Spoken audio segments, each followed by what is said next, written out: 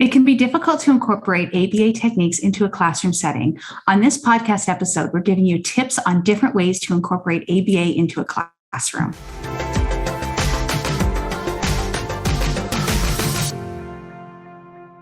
So I came from a classroom. I spent many years as a preschool teacher. And when I started teaching, I knew nothing about ABA. And I was given a classroom of 20 or so 4-year-olds. And for the most part, most of them were great. They stayed on task. They had independent play skills. They were able to do all the fine motor requirements of preschool. But I had those few kids who I knew something was off, but I just didn't know what the solution was. And I would ask my supervisor, and we had a psychologist who consulted to the program. And as a first and second year teacher, I felt so lost, but I also knew that there must be a solution for these kids because they just weren't picking things up like the other kids were. They were really falling through the cracks in every skill and self-help and independence and learning and receptive and expressive language, which at the time I didn't even know what those terms were. And I was looking for a solution, and I was just lucky to fall into the field of ABA.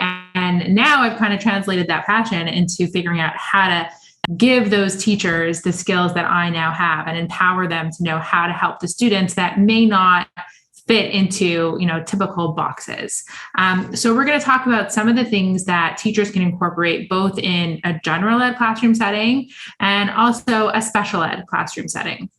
So Shira, right now you work in a school setting right now with your BCBA. So I love the fact that you're in there. You can probably lead this podcast and I can step back and do nothing. You work with multi-professionals as well and teachers and students on a regular basis. So tell me about just tips on incorporating ABA into the general ed setting. Yeah. So I know that, a lot of people working in school systems who are BCBAs and public schools and things like that really have to fight a lot of bureaucracy in terms of getting the students' needs met. I'm lucky enough to not be in the public system, and, we get to put things in place that benefit the students. My goal is always in working in a school system is that a student's needs ideally should be met within the classroom setting.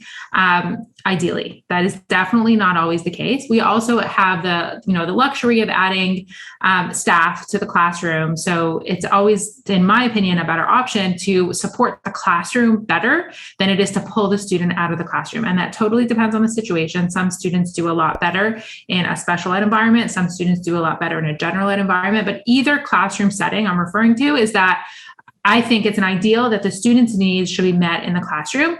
And us as BCBAs can figure out how can we change the environment? How can we train the staff? How can we put things in place so that the student can be more successful in the classroom? And that would be, my first line of defense is what can I add to this classroom? What can I manipulate in the environment that can make this student more successful? Of course, there's situations where it would help to pull a student out, especially in the younger years when they're 2, 3, 4 years old, really, pumping them with skills, especially those pivotal skills where they can learn to be independent and they could learn language and communication skills that they can then translate into the next environment. For sure, there's a place for that. So I just finished writing a whole bunch of school reports that say, basically a learning passport for these individuals I support. And it basically says, here's some successful strategies to help in the school environment. And I have to say, I do individualize the documents, but on every single document was visual schedule. It was like the first thing. This student is a visual learner. A visual schedule would support him or her in that environment. And I think a visual, just visuals in general, was one of the few things that when I got into the field kind of blew my mind, because you think, especially as a teacher, you spend so much of your day talking and talking and talking and explaining and telling your kids what to do. And you don't even think that there's this tool at your disposal that instead of talking so much, you make things visual. And visual schedules, visual choice boards, visual reinforcement, anything, visual learning cues, it really changes things. And I've seen it change both behavior, learning, skills, all of those areas. The visuals really do help support. I was going to say, when I used to listen to those old cartoons, Charlie Brown, I don't know if anybody remembers the Charlie Brown, but I always laughed that always the teacher at the front of the classroom was always depicted as wah, wah, wah, wah, wah, wah. But honestly, like some of our kids who don't understand a lot of language, that's really what they're hearing is that wah, wah, wah, wah. So if we can put that in some visual forms, that would be amazing, like visual schedules. First, then board, first we're going to do this, then you're going to do this. If the teacher is talking at the front of the classroom or in a small group setting even, having the student have an extra copy of the book that she's reading from, or having a few visuals of whatever they're learning in front of that student can really help, because it all of a sudden brings that want to life and goes, oh, this is what you mean. Why didn't you just give me that picture in the first place? And one of the things that I find is a common error when teachers are trying to put visuals or visual schedules in place is that they make it too overwhelming. They think that they could give a visual schedule for the entire day that really just that says, recess, English, literacy, lunch, and it gives them an entire day's worth without really breaking it down enough. And my suggestion is always, I think much smaller. What is it that you want the student to do for the next hour? You want them to go find their workbook. You want them to then go to the front of the room and get their pencil. You want them to do this activity, breaking it down as much as the student needs and not assuming that, well, if they know what the activities are for the entire day, then that's, considered enough of a visual schedule. So sometimes what we'll do is have that whole daily schedule in place. Maybe that's, at the front of the classroom somewhere, so all the students can reference it. And then what I call mini schedules for each activity. Here's an example with circle time, for instance. I've created a visual schedule just for circle. So that in circle time, it may say first song, then teacher talks, then I don't know, what else do you do in circle? Raise your hand. Those types of things. And it has, 4 points, calendar, and then goodbye song or something like that. And that student can see how long circle is going to be based on all of those activities in there. And one of the things a lot of students struggle with in both styles of classrooms is transitions, and using those visuals to help support our kids through transitions with a lot of other transition suggestions that we have for you put together in our free download. Would really help, using visuals to support those transitions. When are they leaving the room? When are they coming back in the room? When do they have to go switch between activities? And visuals really help with some of those transitions. Other things that help with transitions are timers as well. So sometimes if they're leaving the classroom, a visual to be like, first this, then get your boots on, then go to the bathroom, then recess. And then having another visual that says back inside, because sometimes they end at recess and then all of a sudden it's hard to get them back inside. But also having timers, right? So if they have a break or they're, reading a book away from their desk or something like that, having a timer to indicate how long that is. And sometimes it's just a timer that beeps, and sometimes it's a visual timer that, people can actually see that countdown. Yeah, and you want to keep the schedule as consistent as possible. So if we're creating these visual schedules and these routines for our students, keeping them really consistent, at least until they've learned that routine and they can be more independent with those routines. And then at some point, switching up the schedule and the routine so that they also learn to tolerate when things aren't exactly the same, but definitely keeping it consistent at the beginning so that they can feel empowered with those routines and really get independent with them. The other thing that is a big part of classrooms is reinforcement. So there's a couple of big things that I see with reinforcement. The first one is the argument of like, well, I don't bribe my students and they shouldn't need to be bribed to come to the table and work. So I'm not bought into this whole system. And one of the things that I always touch upon in training is the difference between a bribe and reinforcement. We all have reinforcement in our lives. The only reason that I actually do the chores around my house is that I know that I can go to bed to have a clean house and be able to watch my shows at the end of the day after I do my dishes and unload the dishwasher and fold the laundry. So that's my reinforcement, tapping into what's in it for me to finish the chores around the house. That's funny. My reinforcement is more negative reinforcement. So I actually, put laundry away because I want to avoid my daughter yelling at me, not really yelling, but complaining that she doesn't have any clean shorts to wear to school. Yeah. Or my chocolate stash, which is also at the end of the day after I've done everything I need to do. So we all have reinforcement. The big difference between reinforcement and bribery is the behavior that happens right before. Are we reinforcing behaviors that we want to see more of, or are we accidentally using a bribe to reinforce behaviors that we want to see less of?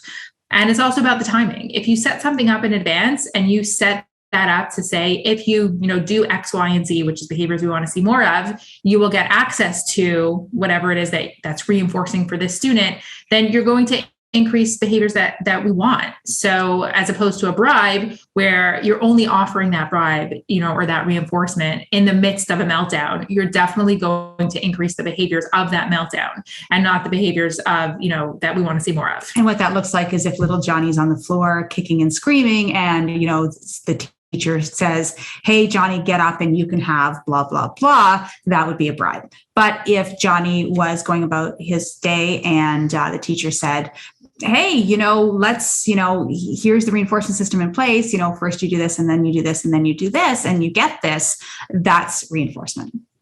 Right. So once teachers are kind of bought in to saying, okay, maybe I'll try this whole reinforcement thing that you're selling me. The next thing is setting it up in a way that is worthwhile and doable for the student. So some of the things that I see a lot of is that the reinforcement is way too widespread. So they might, have to work an entire week for like a Friday afternoon treat. And a lot of our kids really can't handle that at the beginning. And they haven't really built up any kind of, momentum or pairing with that reinforcement system. And it's really important to start really small and start successful. Some students might access reinforcement every 5 minutes. Just do first transition, then you get to play your favorite toy. First, put something away, then you get access to this video. And that might be for some of our youngest students or early learners or students who just are on that level where they just need that first then contingency.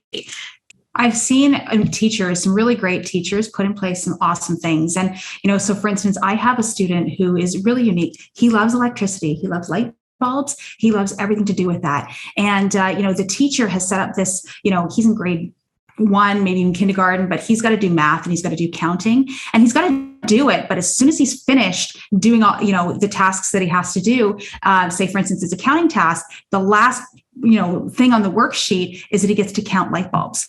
So if they're doing a counting thing and they're counting counters or counting boring things, then the last task is light bulbs. So it's not even that he's quote unquote working for something away from the table. It's just they've built in the reinforcement, what he likes into that task, whether it's the entire task or the last thing as part of that task. That's really something that you can do. And it's not that he has to wait until Friday to look at light bulbs, but it's right in that task itself. Yeah, reinforcement doesn't have to be, what we think of as, you get an M&M for doing, a worksheet. Totally unrelated. Some students might need that, and there might be a time and place for that. But reinforcement can be as creative and as embedded and as intrinsic as we can make it. And that's really fun for a classroom, is they have all these opportunities to embed reinforcement throughout the day. Whether it's contingent or non-contingent is really up to the learner and up to what you're trying to teach them. But you have so many opportunities for that in a classroom. I've seen other really great ideas where, and I'm not even talking about kids with autism, but in general, teachers will have something at the back of the classroom that's just fun stuff. Like they could be really fun worksheets, for instance, and you think, what fun worksheets? What's that? But there are some fun worksheets. Like, some kids really like to do some word searches. Some kids love to do word searches about a particular topic, or they like reading particular books on particular subjects. And teachers will have this all set up at the back of the room in a busy bin or a file folder of some kind. And kids in the class just know when they're finished their work, they can check in with the teacher and then go do something, on their own terms, something fun that they like to do. Other teachers will set up something called a genius hour. And sometimes that's part of the curriculum. But a genius hour is that kids are able to research any topic that they want to talk about. And they can do this for, any particular amount of time, but they have to do it after they finished all their other work. So even just building that in, lots of teachers are like, well, that's not reinforcement. That's part of the curriculum. They have to do this genius hour. They have to, of course, there's worksheets at the back, or there's these books you have to read. But really, if you can say these are the preferred activities and you do it after you've done all your independent work and it's done and it's corrected, that's reinforcement. Yeah, as long as it's contingent on something, completing a previous activity or some sort of first then contingency, then that's really reinforcement. The other common error that I sometimes see is that when teachers really want that follow through from parents, is they'll set up a reinforcement system that then goes home with them and they trade it in at home for something. And there's a couple concerns with that. The first thing is we don't really know what goes on at home. Parents mean well, and I can speak for myself, and as many reinforcement systems that I've set up in my home, I probably am consistent with 50% of them. And I'm a BCBA. So I can't imagine a parent who gets a checklist that goes home that says your child has earned blah, blah, blah. So make sure that you give it to them. It's a lot. It's a lot to know what happens after a school day. So That's one concern. The other one is we want to be the ones that are the givers of the reinforcement. So it would be ideal if they could trade it in at school, have it be something that, just starts and ends with their school day or with their school week. And that way school becomes more reinforcing, and you get to be the one who they trade in those points with and get the good stuff with. If parents want a separate one at home, like totally, we can work with them on setting something up at home, but I'm not a big fan of the reinforcement systems that go back and forth between home and school. Or that only happen in one environment, because it is great that you can work with, homes, but it shouldn't be the be all and end all. Like Shira said, the teachers should be the givers of good things, because, teachers aren't just people who put demands on, but they should be fun too. They should be interactive with their students. So oftentimes, can we talk about sensory issues for a second in the classroom? Because oftentimes, behaviors can occur and, they could be to do with sensory. And as soon as I said that, I kind of got these like EBGBs, because I'm not a sensory person. I don't like to talk a lot about sensory stuff, but it is real. Sensory issues are real, and they should be addressed. So there are some kids who, may avoid classroom situations, not because of escape, because there's sensory things going on, but not for any other reason besides the fact that maybe the lights are too fluorescent for them and it gives them headaches. That's all of us, isn't it? Or some of us. But it might be noisy. There might be a particular sound, or it might be just, difficult in the classroom for other sensory reasons. So let's look at this. It might be beneficial if you see that there's certain, kiddos who are like this, and there is an occupational therapist on staff. It may be useful to get that consult to see how teachers can set up that classroom. Other times, teachers have set up a quiet area, not just for their kid with autism, but also for the whole class. If any student at any time is feeling overwhelmed, that student can go to the quiet area of the classroom just to take a break. Now, the quiet area shouldn't be for when that math test comes along and they don't feel like doing it, so they go to the quiet area. You're going to have to put some contingencies around there, but just having an area, it might be a tent for younger kids, or it might just be an area with a little beanbag chair, or maybe there's a little lamp or a lava lamp, or, a few STEM toys in a box, or some preferred books. Just some area that they can go to in the classroom that's not their desk. Yeah, I love that suggestion. And we use that one a lot. Other things can be, looking at the lights, and this isn't for every individual, but, maybe the individual can, if you've got half of the classroom lights off and the individual can sit, in that little area where the lights are off and the other lights are on for other students, might just help with calming as well. Sometimes kids, may need to wear headphones in the classroom because it's noisy. I don't love the headphone suggestion because, kids do need to learn how to tolerate those noises. And, there is evidence to say the more those headphones are on, the more they need them. So whenever you're doing any of these things, making sure that the time in with headphones, there's the equivalent of the time off with headphones. So, making sure that if they do have them on for certain situations, other situations they're off. But they may need them in a school assembly if it's noisy there. Some occupational therapists will recommend weighted blankets or weighted vests. Same type of thing with that. I don't know if I've bought into that or not, but there are certain kiddos I've seen help, but making sure that they don't have them on all the time, because we don't want them to get dependent on that either. So those things may help if you see some of those kids with real sensory issues. And I wouldn't say that that's the vast majority, but there are definitely kids, and it is definitely worth discussing. The other thing to incorporate into your classroom is the social emotional curriculum, or some sort of social skills, whether it's a general ed classroom and the kids can benefit from some sort of just how to be nice to each other and, anti-bullying and all of those things, or it's a special ed classroom and the kids really do need support on socializing, on regulating their emotions, or just, how to have more emotional integrity.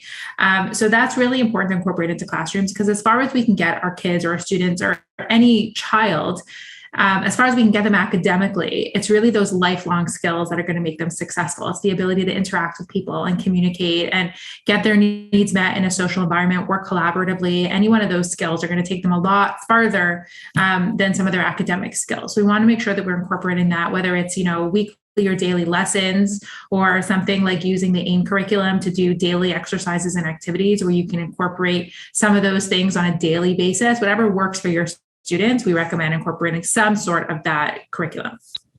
So, you're working with teachers in a classroom setting.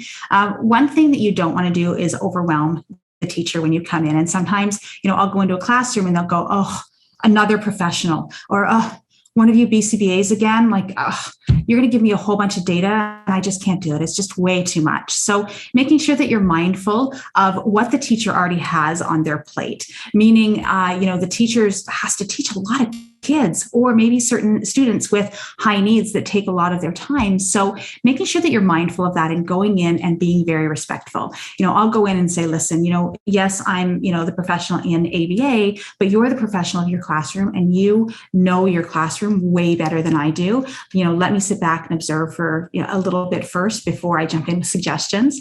And then when I am jumping in with suggestions, I'm looking at not only the student, but also what the teacher is capable of doing, because I would love to say, okay, see this long list I have? Put everything in place and everything will be perfect. But keep in mind, you're probably doing ABA on the teacher just as much as you're doing ABA on the student, right? Meaning you need to go in and pair yourself with reinforcement with the teacher, because if the teacher doesn't respect you, they're not following any of your suggestions, no matter how good they are, how evidence-based they are.